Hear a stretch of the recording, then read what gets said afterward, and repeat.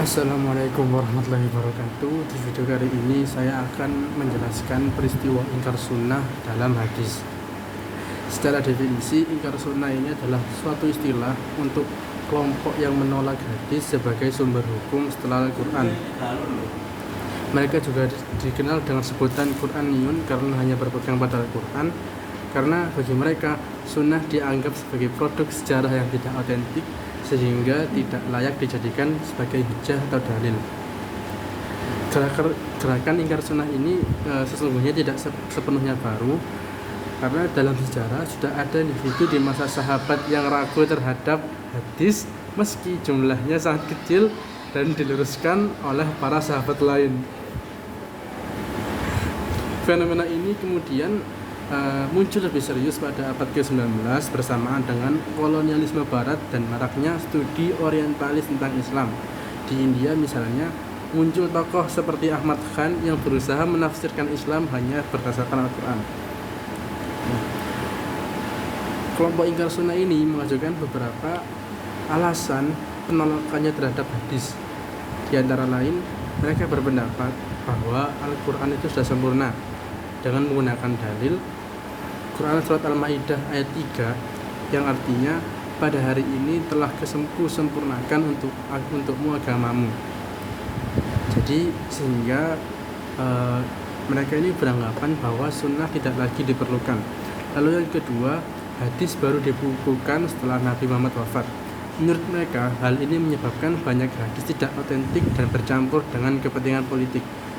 Lalu yang ketiga, banyaknya hadis palsu sehingga mereka menilai sulit membedakan antara hadis sahih dan palsu, sehingga lebih baik mereka itu menolak semuanya. Lalu yang terakhir, adanya kontradiksi antar hadis. Hal ini dianggap bukti bahwa hadis tidak bisa dijadikan sumber hukum yang pasti. Namun para ulama ini telah memberikan bantahan ilmiah yang kuat terhadap pemikiran ingkar sunnah ini. Di antaranya, yang pertama, Al-Quran sendiri pun telah memerintahkan untuk menaati Rasulnya. Misalnya pada Quran Surat An-Nisa ayat 59 dan Quran Surat Al-Hasyr ayat 7. Ini menegaskan bahwa otoritas sunnah tidak bisa dipisahkan dari Al-Quran. Lalu yang kedua, sunnah menjelaskan Al-Quran.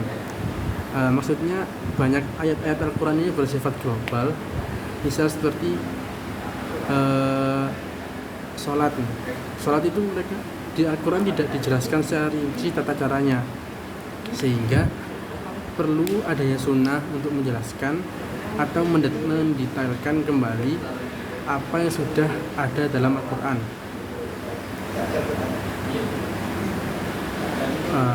Fenomena ingkar sunnah ini menimbulkan sejumlah dampak negatif bagi kehidupan umat Islam. Di antaranya ada kerancuan dalam beragama, yaitu banyak ibadah tidak dapat dilakukan tanpa sunnah, sehingga mengingkarinya berarti menghilangkan bagian pokok dalam syariat. Lalu kedua, ada perpecahan umat.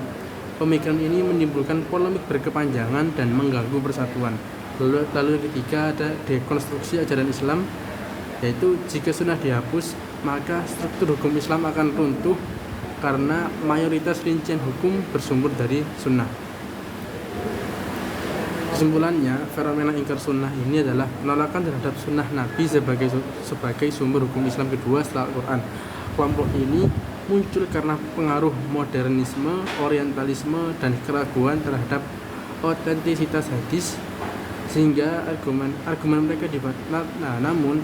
mereka dibantah dengan tegas oleh ulama melalui dalil Al-Quran, sejarah periwayatan, metodologi kritik hadis. Sehingga menolak sunnah berarti menolak sebagian besar ajaran Islam, sebab Al-Quran dan sunnah merupakan satu kesatuan yang tidak dapat dipisahkan. Sekian video saya kali ini. Wassalamualaikum warahmatullahi wabarakatuh.